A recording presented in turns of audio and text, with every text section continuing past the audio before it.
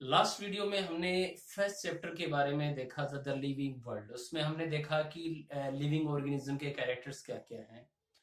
फिर उसमें हमने जो बातें की कि उसके जो कौन कौन से कैरेक्टर को डिफाइन किस प्रकार से किया जा सकता है। उसके बाद में हम थोड़ी क्लासिफिकेशन की भी बातें कर रहे थे।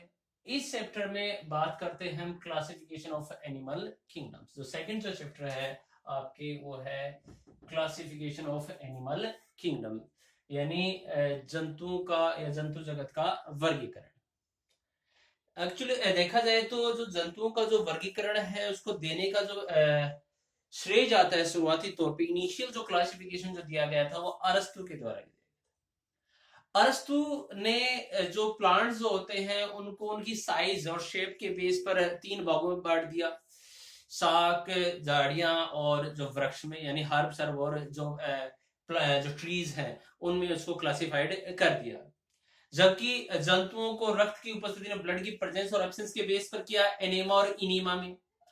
और इनिमा जो होते हैं उनको भी जो जीव वो देते उनके आधार पर उनको दो भागों में बांट दिया था। एक तो ओविपेरस और एक वीवीपेरस यानी अंडप्रजक जो थे, और एक जरायुस्ता जो दर्शाते हैं, उनको अलग से उन्होंने वर्गीकृत किया। अगर देखा जाए तो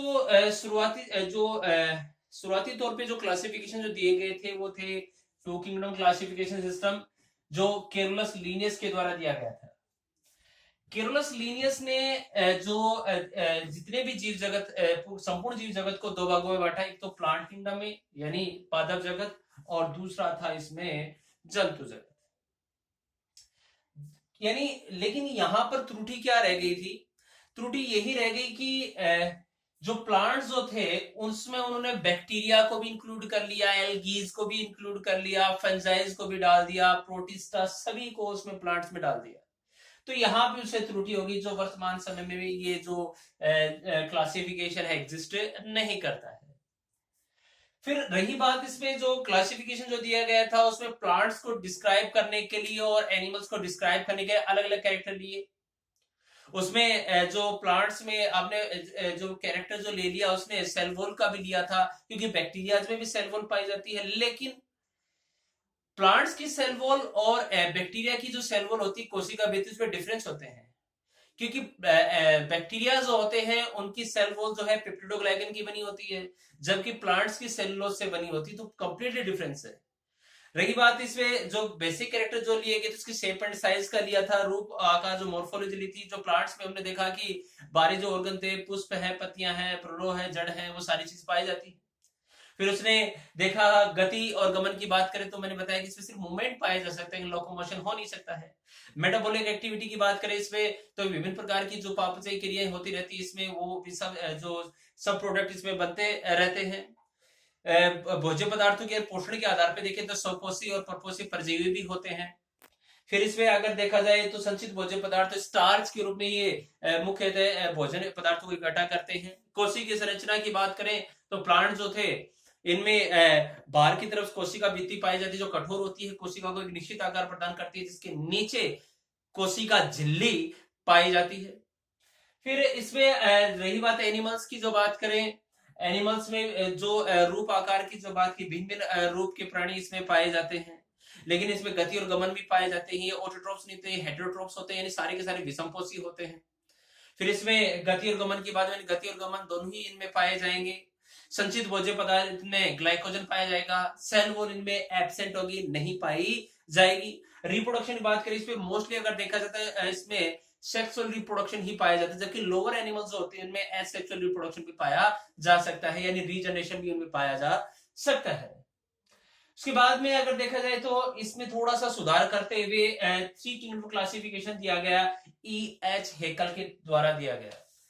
ई एच हेकल ने इस दो जगत प्रणाली की जगह एक तीसरा जगत दे दिया गया, जिसको तीन भागों में प्रोटिस्टा, प्लांटी और एनिमिलिया। प्रोटिस्टा जिसमें उसने एल्गीज को उसने स्थान दिया। उसके बाद में फोर किंगडम क्लासिफिकेशन सिस्टम दिया गया, जो एच एफ कोपलैंड के द्वारा दिया गया, 1938 में दिया गया। उसने जीवाणु को यानी बैक्टीरिया को अलग रखते हुए मोनेरा एक ग्रुप बना दिया गया, जिसमें मोनेरा, प्रोटिस्टा, फंजाई और मोनेरा, प्रोटिस्टा, प्लांटी और एनिमिलिया में इसको डिवाइड कर दिया गया। लास्ट में जो सबसे ज्यादा जो वर्ल्ड जो वर्तमान में जो एग्जिस्ट करता है सर्वमान्य जो क्लासिफिकेशन है वो 5 किंगडम क्लासिफिकेशन है, जिसका देने का श्रेय आर.एच. व्हीटेकर को जाता है। आर.एच. व्हीटेकर ने पंच जगत वर्गीकरण प्रणाली दी गई, जिसमें उसने 5 जगत दिए: मोनेरा, प्रोटिस्टा, फंजाई, प्लांटी और एनिमिलिया। मोनेरा में जितने भी आते हैं वो प्रोकैरियोट्स और यूनिसेलुलर एनिमल्स आते हैं, जिनमें प्रोकैरियोट्स का मतलब ये है जिनमें स्पष्ट केंद्र का अभाव होता है, या ये कहो कि स्पष्ट कोशिकांग जो झिल्लीबद्ध कोशिकांग जो होते हैं उनका अभाव होता है। और एक कोशिकीय प्राणी, मोस्टली इसमें सारे जो बैक्टीरियाज है, आर्की बैक्टीरिया जो होते हैं, ब्लू ग्रिल एल्गी जो होती है, पीपीएलओ जो होती हैं, वो सारी की सारी मोनेरा में आती है। उसके बाद में आता है प्रोटिस्टा, इसमें यूनिसेलुलर यूकैरियोट्स आते हैं, जिसमें हम एल्गीज की बातें करते हैं। सच में इसमें जो जो प्राइमरी जो एनिमल्स होते हैं उनकी बात, डायटम्स है, फेजमिड है, उनकी बात करते हैं, प्लाज्मोडियम वगैरह सभी इसी में आते हैं। और इसके बाद में आ जाए फंजाई। फंजाई जो होते हैं इसमें मल्टी सेलुलर यूकैरियोट्स आते हैं, जिसमें हम जितने भी कवक जो होते हैं सारे के सारे इसी में आते हैं, लेकिन इनको अलग रखने का श्रेय इसलिए जाता है क्योंकि ये फूड को अब्जॉर्ब करते हैं, यानी पहले बाहर डाइजेस्ट करते हैं उसके बाद में अब्जॉर्ब करते हैं। उसके बाद में प्लांटी आती है, इसमें मल्टी सेलुलर यूकैरियोट से आते हैं, सभी के सभी ऑटोट्रॉफ्स होते हैं, स्वपोषी जितने भी प्लांट्स होते हैं सभी वो इसी में ही आते हैं। और जो एनिमेलियाज होते हैं इसमें सभी के सभी एनिमल्स को इंक्लूड किया गया है। यानी अगर देखा जाए तो जितने भी यूकैरियोट्स मल्टीसेलुलर हेटेरोट्रॉफ्स जो होते हैं जो अपना भोजन स्वयं नहीं बना सकते हैं, उन सभी को एनिमेलिया में रखा गया है। तो कहने का मतलब जो शुरुआती तौर पे अगर क्लासिफिकेशन की शुरुआत अगर देखी जाए तो अरस्तु ने दी थी, जो एक माइलस्टोन था, यानी शुरुआती तौर पे उसने ही एक तरीके से जीवों को व्यवस्थित तरीके से व्यवस्थित करने का एक सुझाव दिया था, एक प्रयास किया था। उसके बाद में वर्तमान समय में जो क्लासिफिकेशन है वो मोनेरा यानी 5 किंगडम क्लासिफिकेशन सिस्टम तक पहुंच गया है आर.एच. व्हीटेकर के द्वारा।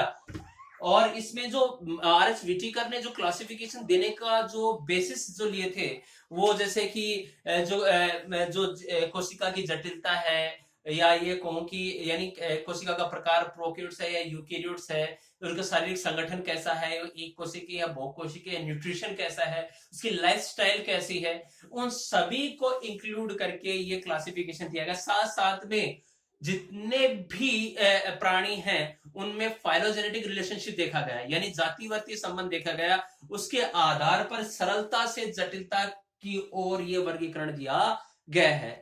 नेक्स्ट वीडियो में हम इसके सभी के एक तरीके से, या ये कहूं कि संपूर्ण तरीके से वर्त रूप में इसका हम अध्ययन करेंगे। धन्यवाद।